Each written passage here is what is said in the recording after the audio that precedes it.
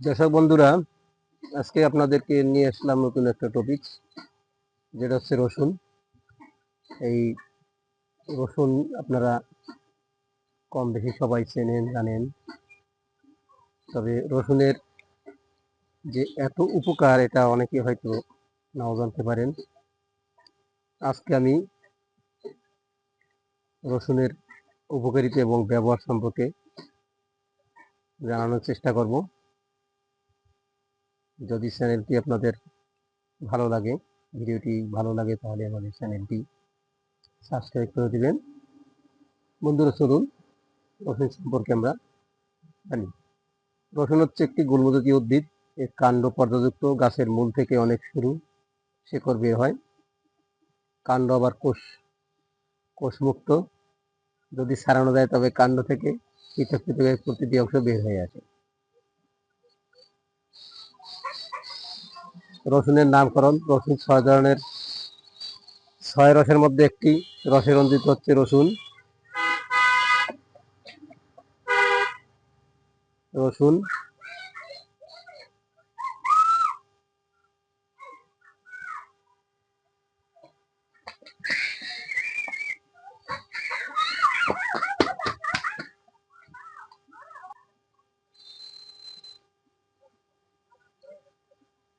রসুন 6 রসের মধ্যে একটি রসে রঞ্জিত, সেটা হচ্ছে অম্লরস। গবেষকরা জানিয়েছেন রসুনের মধ্যে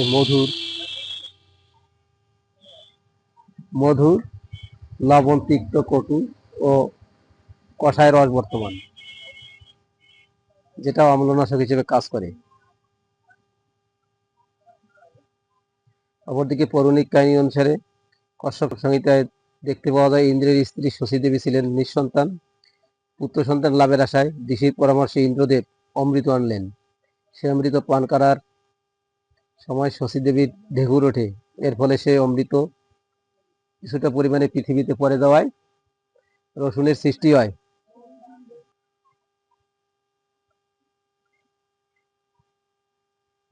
অমৃত হলে সে জন্মা, সেই কারণে রসুনের কিছুটা দোষ বিদ্যমান আছে।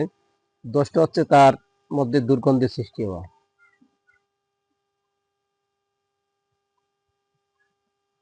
হোমিওপ্যাথি চিকিৎসা শাস্ত্রের জনক মহামতি স্যামুয়েল হ্যানিম্যান এই বনৌষধি কার্যকরী ক্ষমতার কথা বহুবার বলেছেন।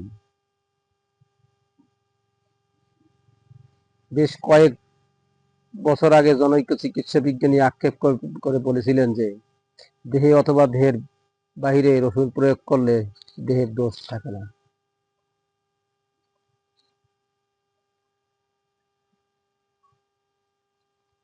কি কি রোগে সাধারণত রসুন ব্যবহার করা হয়, সেটা জানার চেষ্টা করব।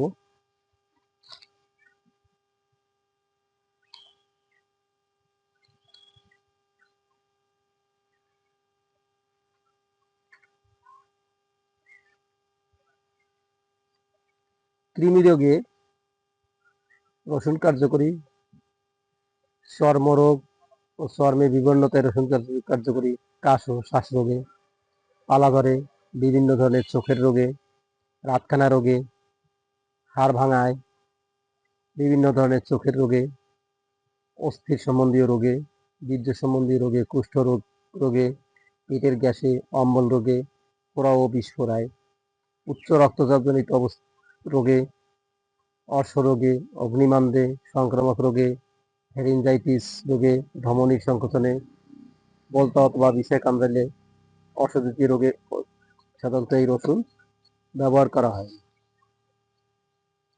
আপনার যদি পেটে প্রচণ্ড গ্যাস হয়, তাহলে আপনি এক কোয়া রসুন সকালে খালি পেটে পানির সাথে চিবিয়ে খেলে আপনার গ্যাস ভালো হয়ে যায়।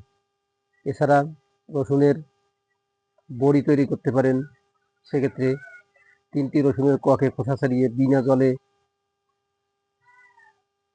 এটাকে বেটে পিষে নিতে হবে। এরপর পাতিলেবুর রস মিশিয়ে ছোট ছোট গুলি আকারে তৈরি করে রোদে শুকিয়ে আপনি বয়ম ভরে রাখতে পারেন। এগুলি সকালে এবং বিকালে 2টি বড়ি যদি খান, তাহলে আপনার গ্যাসের সমস্যা যাবে। ডায়াবেটিস, হৃদরোগ সব থেকে আপনি মুক্তি পেতে পারেন।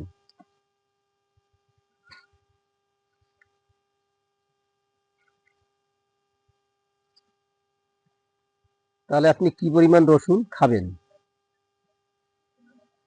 বাংলাদেশে এক কোয়া এবং বহু কোয়া বিশিষ্ট রসুন পাওয়া যায়, তবে আপনি সকাল এবং বিকাল এক কোয়া রসুন খেতে পারেন।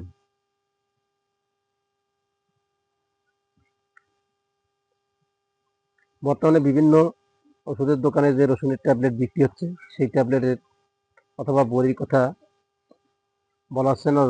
রসুনের এই বড়িকে আয়ুর্বেদিক গুড়ি বলা হয়।